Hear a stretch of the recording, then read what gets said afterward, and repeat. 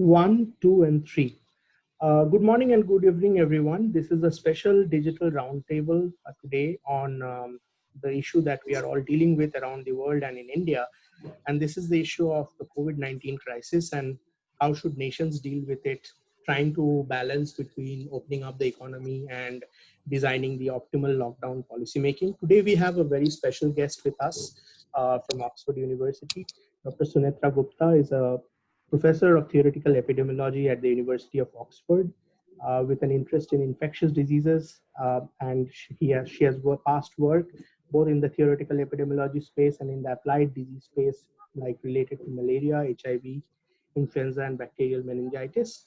Interestingly, Dr. Gupta also is a novelist and is a recipient of the Sahitya Akademi Award.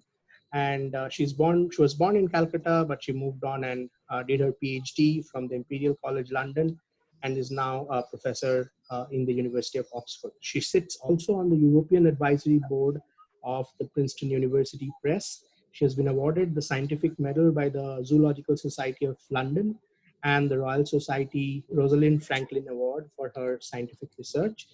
And there's a lot out there on the web. You can check. She has been very accomplished in her scientific work as well. Welcome, Dr. Gupta, for your time, and thank you so much for sharing with us. We also have with us Professor Tathagata Bandyopadhyay, who is a recognized eminent statistician and also Dean Faculty at IIM Ahmedabad. Professor Tathagata Bandyopadhyay has already written on the issue of how statistics and epidemiology should be guiding science and reasoned policy making within India and outside India. It's a pleasure to have you, Professor Bandyopadhyay, with us on this digital roundtable. So today we have a bunch of questions, and I have some policy questions from a healthcare policy perspectives. But maybe we can start this conversation with Professor Bandyopadhyay, having a chat with Dr. Gupta on how to use science for more informed decision making related to the key question that we are dealing with, which is the economy versus locking down an economy. So, Professor Bandyopadhyay, it's over to you now. Thank you very much.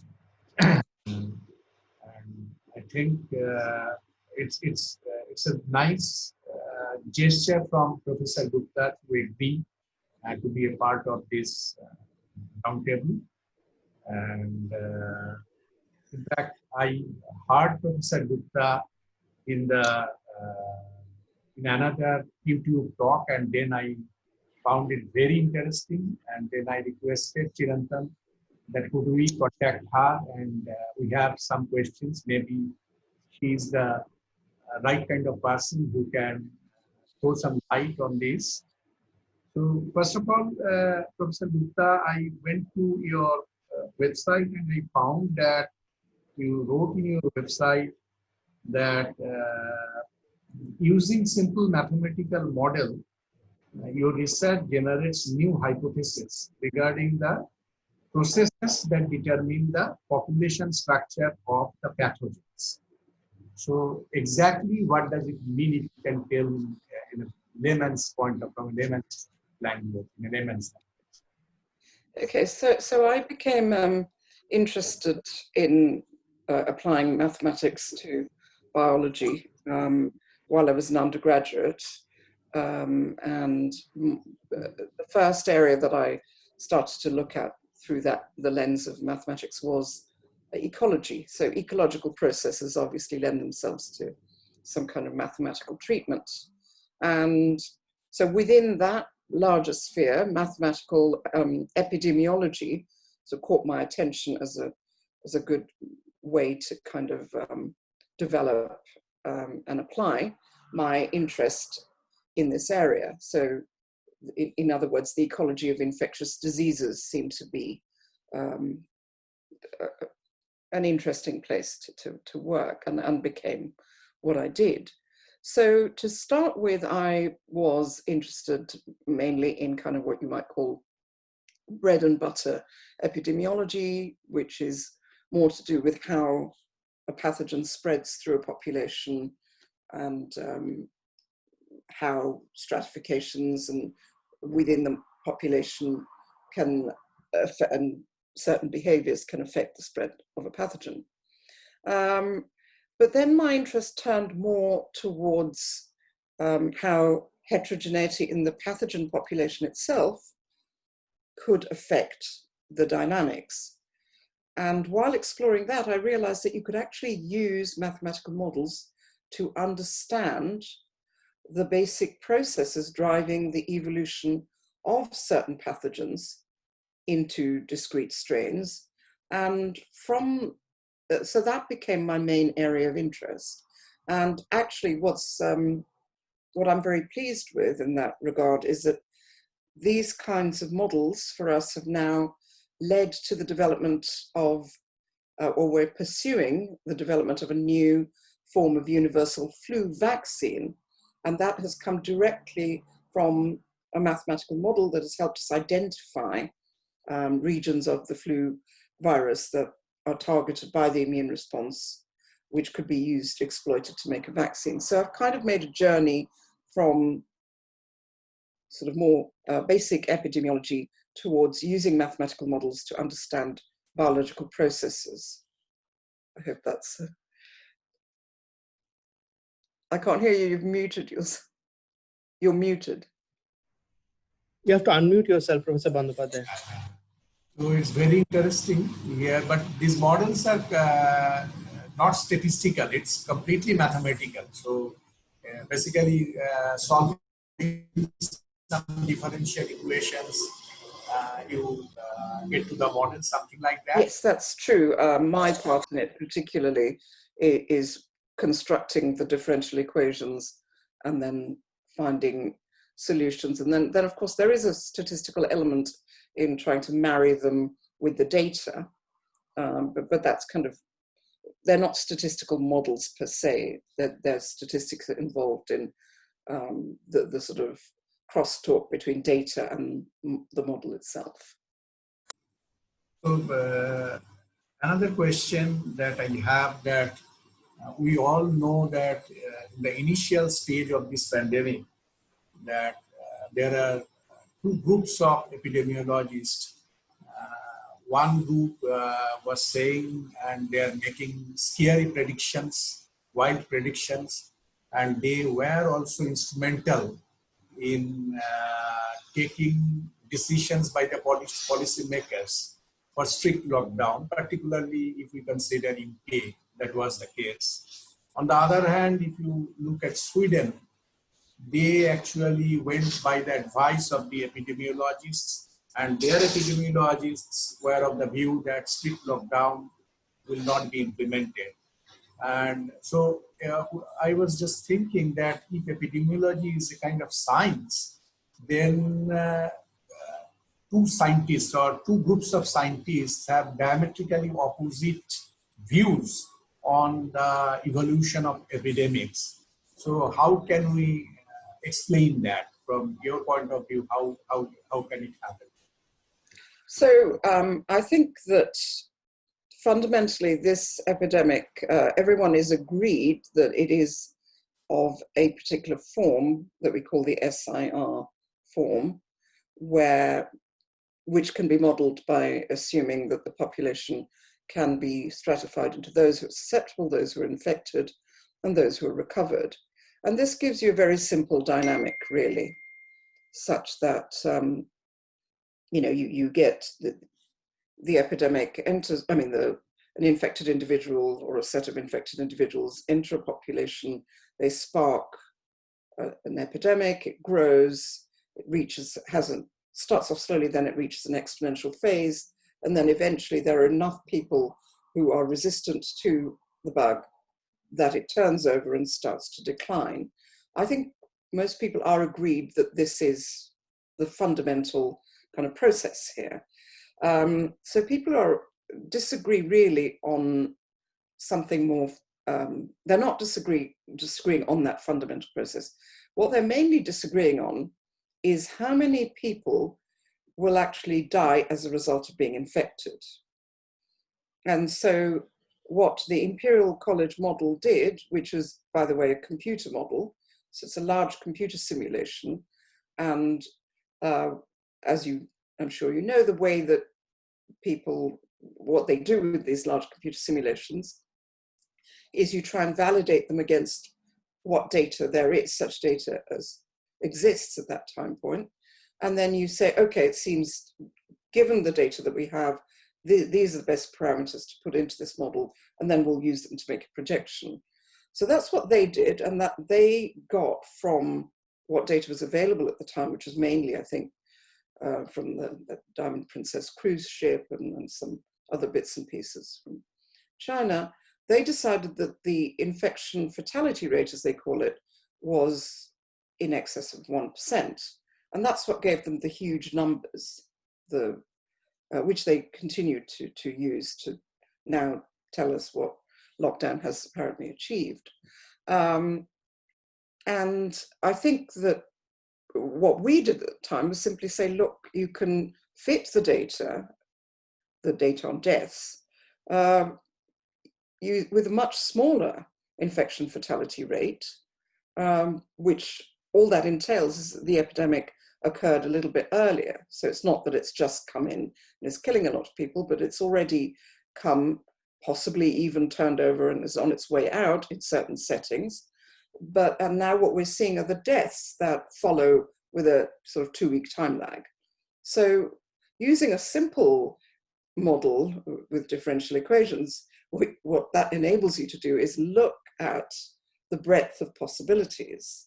So I don't think there's a real argument there at the level of what kind of model should be used. It's more, what is the actual infection fatality rate? And then secondly, what should we do about it? Which of course is a question that cannot be answered on one axis alone, I keep saying. So if you, and I think the Swedes took a more holistic view to answering that second question, which is not just a mathematical epidemiology question, by saying, well, actually, we know what the epidemic does. Nobody's disagreeing that it will come, that some people will die. But what's the sensible way of dealing with this? How do we deal with other such? I mean, we live with infectious disease. So where does this fit in the context of other infectious diseases we live with, and the fact that we are going to be susceptible, as it were, to these sorts of infectious disease events in the future? So what's the appropriate response? And that's a slightly different question, but I don't think there's a huge disagreement in terms of the fundamental epidemic model that informs all of these. In fact, Professor Ioannidis, he actually issued a caveat about this, that possibly we are overreacting, and this could be the evidence fiasco of the century. When even if you remember that World Health Organization at that time, their case fatality rate was very high, about 3% or something. So then Professor Ioannidis actually gave an analysis of the data that Princess ship, and he inferred from that it may not be so high. So we should actually do some properly done epidemiological survey based on a random sample. We need to understand what is the exact prevalence rate. And I think that these kind of models, which are called basically compartmental models, with my little knowledge, so they depend heavily on some parameters, and these parameters are given some values from the previous epidemics, and it is very subjective, may depend from epidemiologist to epidemiologist. Maybe is it because of that outcome, that is the final results that we are getting are so different for different models? Yes, exactly. So I think I personally think that compartmental models are more valuable in terms of providing fundamental insights into how it might work and showing the range of possibilities. I don't think they're that useful in pinpointing the exact parameters that would allow us to then make solid predictions, unless, of course, we have a lot of data, which is precisely what we didn't have at that point. So I'm sure that the Imperial College people would, I mean, I know they would defend themselves by saying, well, this is what we had at the time. This is how we chose to interpret the data, and this is how we chose the parameters. And that's what, that if you use an infection fatality rate of in excess of 1%, and you assume that, you know, that if you try and fit the rise in cases and deaths with the model, that's what you get. And I guess what Professor Ioannidis was saying and what we were saying is that, hang on a minute, you can equally easily fit a model, I mean, a much lower infection fatality rate, which, you know, would give you, I mean, it could be 2 orders of magnitude lower than what was being proposed, because we don't have the data yet. And I guess what we said at the time was that we thought one way of trying to get the data was by doing serological surveys to see to what extent, essentially it's a question, what do you put in the denominator? We can see what's in the numerator, we don't know what's in the denominator. So how do we fulfill that? We can do more testing, but that will never be satisfactory. Or what we thought we might be able to do was use serological methods. Now, I think we were slightly over-optimistic about that, because as it turns out, not everyone makes the right kind of antibodies or whatever it is that various groups, including our own, have developed the tools to interrogate. But nonetheless, that still stands as our basic position, which is that we don't know what goes in the denominator, so we have to be careful. And then, given that uncertainty, should we go into lockdown? I think that after that, Professor Ioannidis and his team, they wrote a paper about the Santa Clara study. They collected data using a kind of random sample. And once the paper, the preprint of the paper was available, and it created a kind of furor in the scientific community, in the ripple, because they found that some of the claims regarding, first of all, it's not a random sample. The number of deaths or the number of deaths in the sample was very small. And secondly, they were challenging, the scientists who challenged this paper, they were challenging that the specificity and sensitivity of the tests may not be great. And all these things you need to take into account. And they came up with the conclusion that a number of people who are infected, maybe 50 to 85 times, between 50 to 85 times the official number of people who are infected, the official number. So what's your view on that paper? I think they did exactly the right thing. I mean, the tools that are available even now to probe how many people have been infected are still blunt. So, you know, as with many tests, you sacrifice sensitivity for specificity. I think we're doing well on the specificity front. The sensitivity isn't great, but, you know, that just means that what we're obtaining are lower bounds. The other thing we now know is that some people don't develop antibodies even when they are infected. Certainly the large proportion of people are asymptomatically infected, and they don't have very high antibody titers, and these titers decay quite quickly, it seems. We're still all trying to understand the science behind that. And several groups are engaged, our own group as well, in trying to deconstruct all of that. So I guess, so indeed, I mean, now we're starting to see a whole range of different numbers for what proportion might be seropositive. So, for example, you know, the other day saw a report from Austria, ski resort in Austria, and they said that 42% seropositive. Some of the places in Italy that had problems are reporting seroprevalences of 60%. In the UK, in London, you can see certain hospitals, certain studies are coming up with high numbers, whereas if you go into a rural area, sometimes you're hard pressed to find a single person who has antibodies.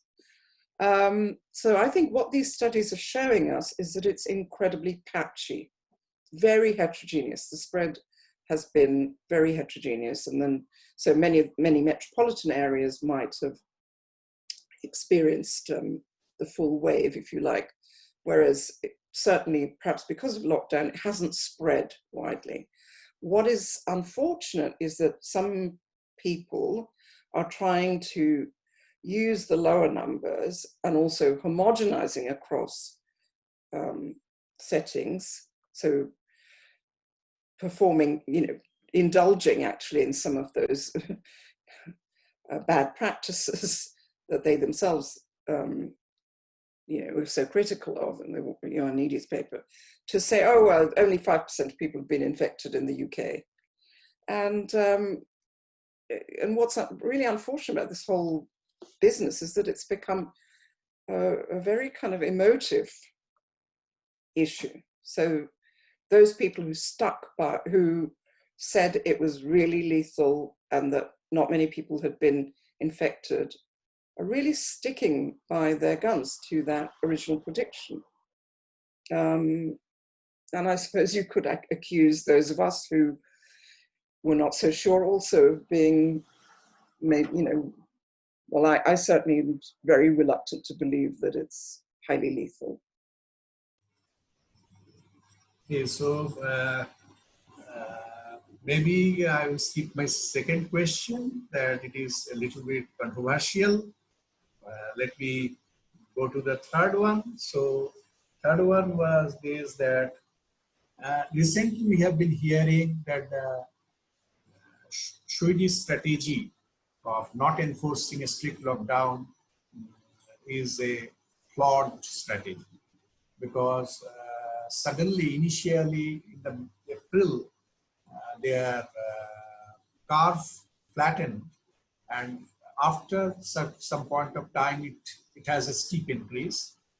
And the cause of that, people are saying, or scientists are saying, that they have a flawed assumption in their strategy, that pre-symptomatic and asymptomatic patients or cases, they don't infect others.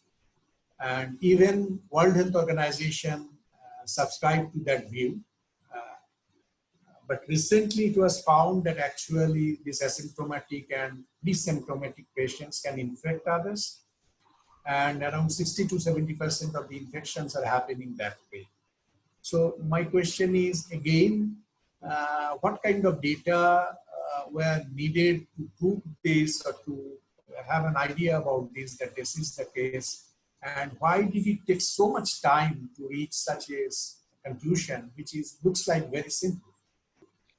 Yeah, I mean, I would have thought, well, first of all, I haven't read, I'm not aware of these reports that are linking the Swedish strategy to being, not fully cognizant of that fact. I find that kind of hard to believe.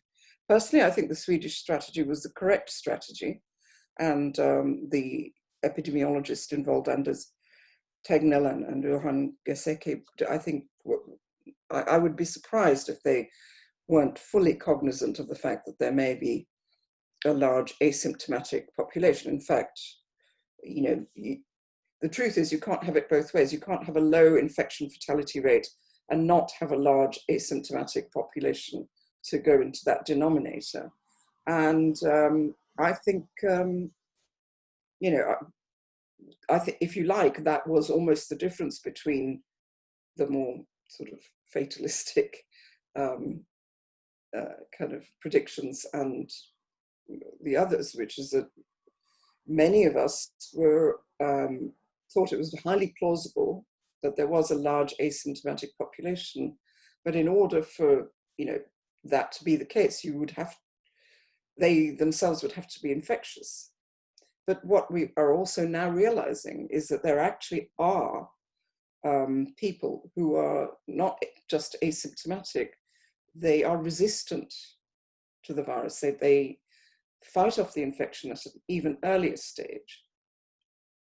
So that's what's now come into our thinking about really what to expect in terms of how quickly is the virus going to be on its way out, because that makes a big difference to the dynamics.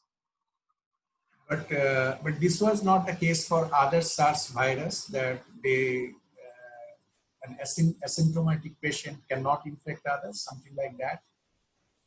I think with SARS-1, it's hard to say actually, because I haven't actually had enough time to look at what epidemiological data is available that could help us answer that question. Because of course that was an epidemic or pandemic we appeared to have contained.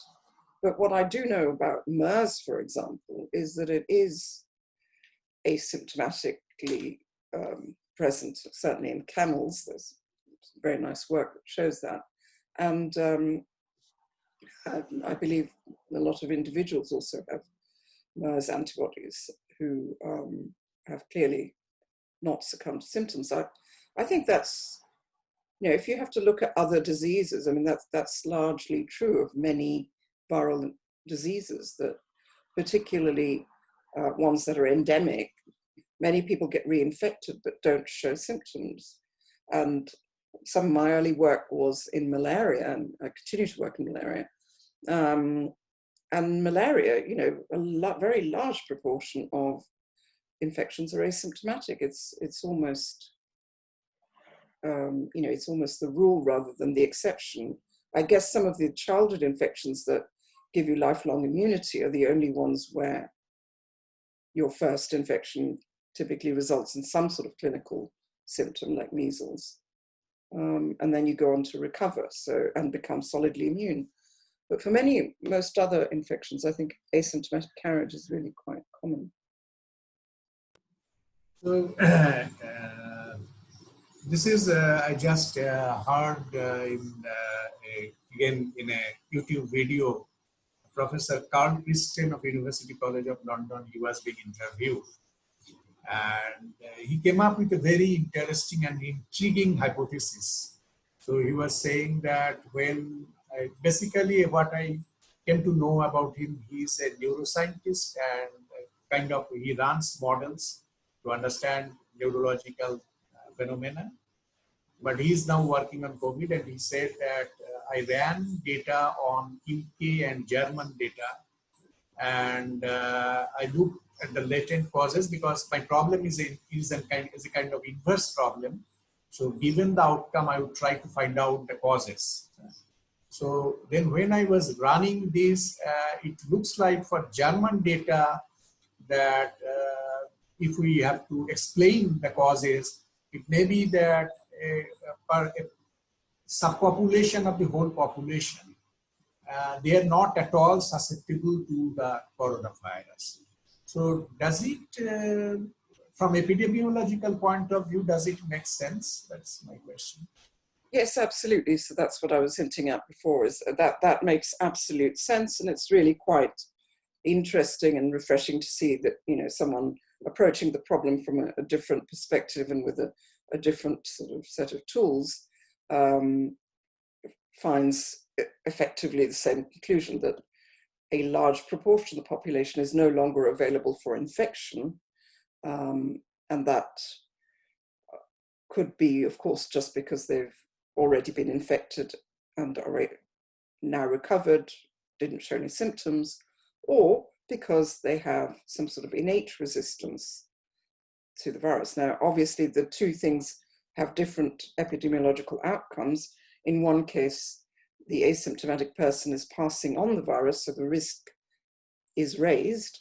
In another case, the person doesn't get infected at all, so that actually lowers the risk. But both of those subpopulations will act to effectively lower the reproduction number of the pathogen and make sure it's on its way out. So yeah, I was very pleased to see Firstfirst's analysis, and I think it aligns very closely with what other people are doing. So then I saw you have recently published a very interesting paper on COVID-19. So it was about that you considered two successive outbreaks of two strains of, say, COVID-19. One is low virulence and the other is high virulence. And you were saying that first, suppose a low virulence epidemic happened, and it is after that a high virulence epidemic will come or has come. So now in one subpopulation it happened, the low virulence one. In another subpopulation the high virulence has happened.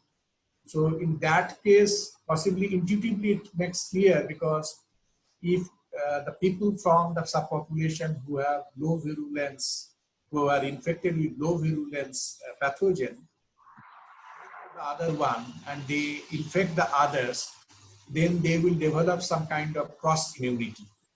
And when the high virulence pathogen will come, then possibly one can avoid a much more dangerous situation that would have happened if you just seclude these two subpopulations. So can you elaborate on that? What you wrote that you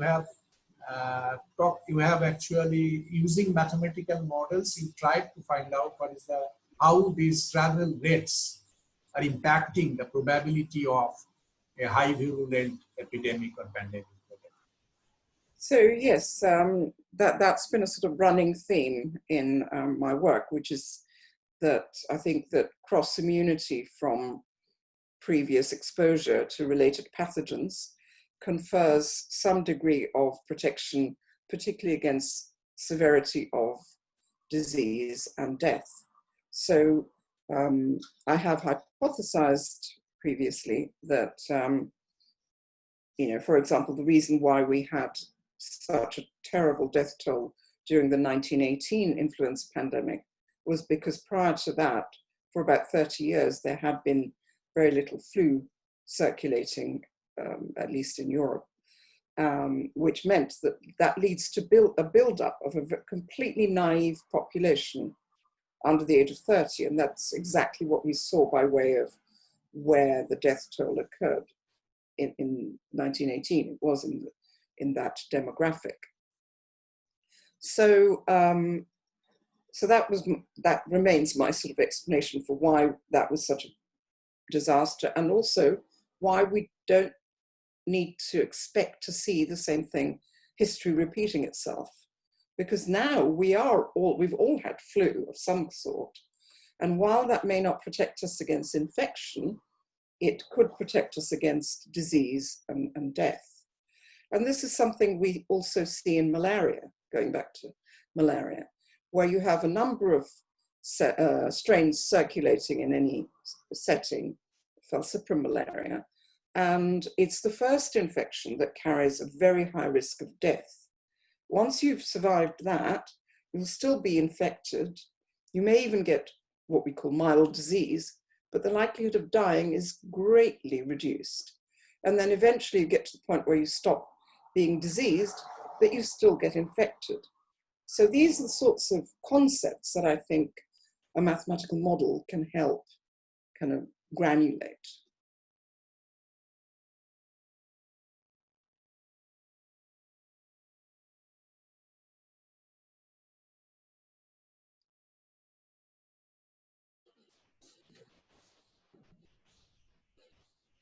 So as Professor Bandyopadhyay comes up with his next question, can I ask a quick question on scientific norms, as we have seen evolve Sorry, I can't hear you very well. What are you saying, Chirantan? I'm saying, can I ask a quick question on Sure. So I was thinking, Dr. Gupta, if you could share your thoughts on how do you see the norms in science evolving? So if you go back to the Mertonian view of science, there's this one dimension on disinterestedness. It says that science should limit the influence of bias as much as possible and should be done for the sake of science rather than self-interest or power.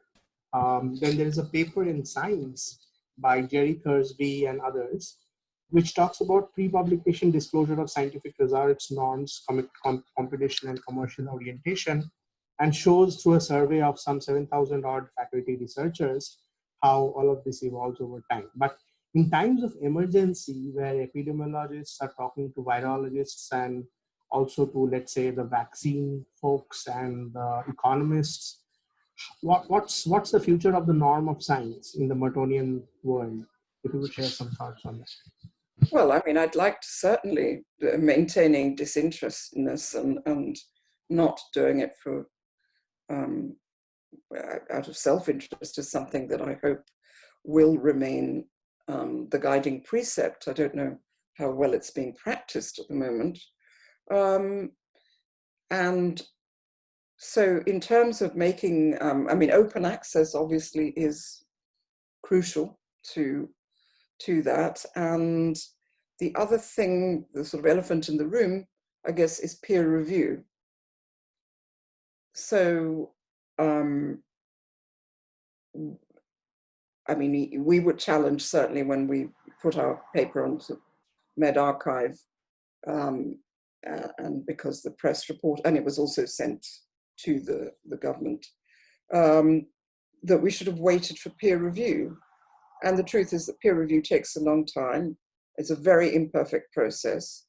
And if, as you say, if the timescale, it's not always suited to the timescale, certainly of an emerging pandemic. So I think what was important in this instance was to put everything out there, but to make sure that it was something that could be replicated or peer reviewed by whoever was interested. And that was certainly the case with our work. It was immediately, someone replicated it and tweeted about it. And, you know, so there are mechanisms, as long as one can be transparent about Absolutely.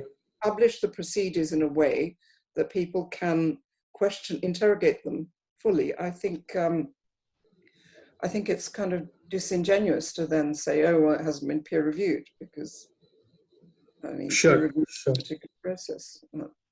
I mean, the reason I ask is not about your work, but the Ionadis stream of work. There has been controversy there as well. Apparently, there is a BuzzFeed expose that the JetBlue Airways CEO wanted to open up the US economy, and there is a conflict of interest in the money that was received.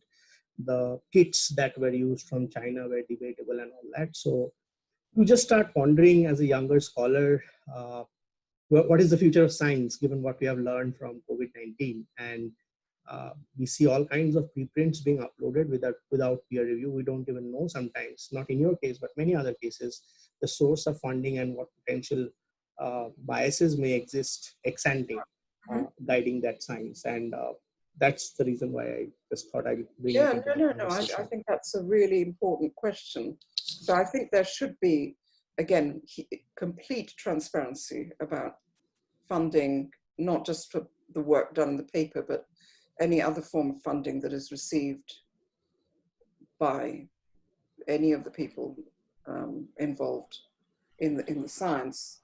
And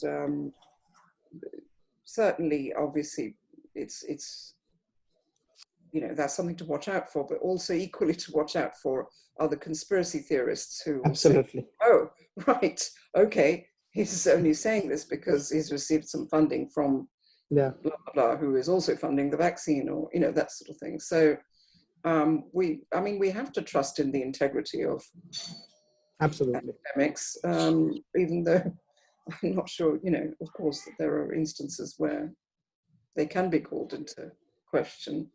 And most important, but yeah, I mean, we can only do what we can do, which is to say, can you please declare all your interests? And that should be very public as well. So then it can be assessed in the context of those interests. And I had just one quick follow-up question here, since you're from Oxford and the world is looking towards what the future of the Oxford vaccines would be with AstraZeneca. What are you hearing about the possibility of the vaccine? When will it come to the market? The potential trial results? What's the future of it? Do you have some thoughts there? Well, I think it's all going very well. And I believe that the human trials are starting soon. So I would be optimistic about it. But I mean, we were involved at a very early stage in doing some of the just testing the immune responses generated, but further to that, I don't know what's going on. I'm not really involved, but I don't see any reason not to be optimistic about it. And I think the Serum Institute are now involved as well. Yes. And Bharat Biotech in India as well, I think, is involved in a vaccine for India. Yes, I saw that this morning, I think. Yeah. They have, So, I think Professor, no, it's a different type of vaccine, but something will work out, hopefully. I have one separate question, but I'll come back to that after Professor Bandyopadhyay finishes. I wanted to ask about your literary interests, so you can prepare in the background on that. Okay, so my next question, I think, Chirantan, is already kind of asked by you, that we have faced a pandemic of misinformation also during the COVID pandemic. So there are conflicting news is coming, and for them, oftentimes the scientists are responsible for that. So I found that I talked to some of the friends, and they are saying that scientists should behave in a more responsible manner, because these information, when goes to public, they get panicky, and when they get this kind of conflicting information, then it's more misinformation than information to the common people. So what's your take on this particular aspect? Well, it's difficult. I mean, obviously scientists should behave with integrity and probity, but I mean, science by its nature can spawn different opinions. And I think it's, I mean, I think the general public are well able to take that on board. I mean, it's not unusual for experts to disagree. So it's unfortunate, of course, in a time like this for there to be disagreement, because it does lead to confusion. But I think, so encouraging debates, perhaps, better publicized debates, is probably the best way forward on this, because that gives the general public a sense of, you know, what the arguments are in favor or against a particular idea. And then it gives, hopefully, each government a chance to say why they're going with one idea rather than the other, rather than just saying we're following the science, which has been a bit unfortunate. So maybe I will go to my last question, because time is not available much. So my question is, this is a million dollar question. It is in everyone's mind, that how this COVID-19 pandemic is going to end. So with my knowledge, I can think about three possibilities: that a cure will be invented, either vaccine or whatever, or through mutations of the virus, it will become less virulent like normal influenza, or it will stay with us and we need to develop herd immunity. So these are the three possibilities that came to my mind. I don't know, you may have other possibilities also. So if I request you to rank these three possibilities in terms of likelihood, what would be your rank? I think we will and already have developed herd immunity, and we will continue to manage it through herd immunity or accommodate it through herd immunity, as we do many other lethal pathogens. I think flu is much more dangerous actually than COVID, and I think that this particular virus will settle into an endemic state, just like flu does with the human population. I do think that vaccines are going to be important in protecting the vulnerable. I mean, one thing we haven't talked about is who precisely is dying of this virus, and it's very clear that it is the vulnerable and the elderly, frail, or those with comorbidities, and hopefully the vaccine will be helpful in protecting the vulnerable sector of the population. And of course, the only other way to protect the vulnerable sector is to lower the risk, which we can do, again, either through vaccinating the whole population or allowing the population to develop natural immunity, and perhaps a combination of the two. So that I think that goes 3, 1, and then what I don't think is going to happen is that the virus is going to mutate to a lower level of virulence. I don't think there's any particular reason to believe that it is capable of doing that. But in 1918 flu pandemic, nobody knows exactly how it disappeared exactly, but some scientists say that this could be due to the mutations of the virus. Is it so? No, I don't think so. I think what happened there was that when it came, it killed a lot of people because there was this large standing crop of immunologically naive individuals.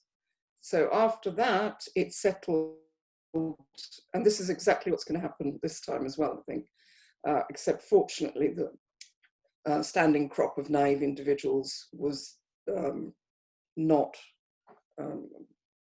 what it was in the 1918 flu. And I think that's because many of us all of us have had some form of coronavirus, and I think we all have some degree of protection against the SARS-2. Obviously, that breaks down in people who have diabetes or whose immune systems are starting to fail. But overall, I think there's a lot of cross-immunity already in the population through exposure to other coronaviruses. And I think, so that's why it's only killed those who are vulnerable. The 1918 flu killed a bunch of vulnerable individuals, and then the rest became immune to it. And then actually, I think it lasted, that same particular strain was around until it mutated to a different antigenic type in the 30s probably, or early 30s or so. And essentially right now, the H1 influenza strain that is circulating, has been in circulation since 2009, is antigenically identical to the 1918 flu. So I don't think there was anything specifically virulent about the 1918 flu. It's just that the 2009 flu, which is the same thing, arrived in a population which was already, which is not naive to flu in general. So I hold a lot of stock in cross-immunity arising from exposure to related pathogens. Thank you very much. Over to you, Chirantan. Yeah, we have crossed the timings, but maybe one last point. During the lockdown, if you could share what novels you have been writing or reading, that would be nice to wrap up the conversation with. Sadly, well, I've been trying to, before the pandemic, I was just in the final stages of editing my new novel. Nice. You're feeling embarrassed, but that's great news. So I'm but then since this all happened, I've been working all hours on the modeling and also trying to establish the serology. So it's been a tough time, and I haven't had any time to go back to my own novel or indeed read anything really. So I'm looking forward to going back to, my first priority now is to get my new novel ready to Awesome. be sent out. Your last novel came out in 2009, okay? That's right, yeah. So after 11 years. So Takes we a have some while. readers from us. So thank you very much, and I'll encourage listeners and viewers to keep an eye on Dr. Gupta's literary pursuits as well. We really appreciate your time, Dr. Gupta, for sharing your thoughts as a theoretical epidemiologist. And please stay safe, take good care, and next time you're in India, we would love to host you in campus for a research seminar. That would be exciting for our research community as well. Thank you, Professor Bandyopadhyay, for joining us in the seminar. Thank you very much.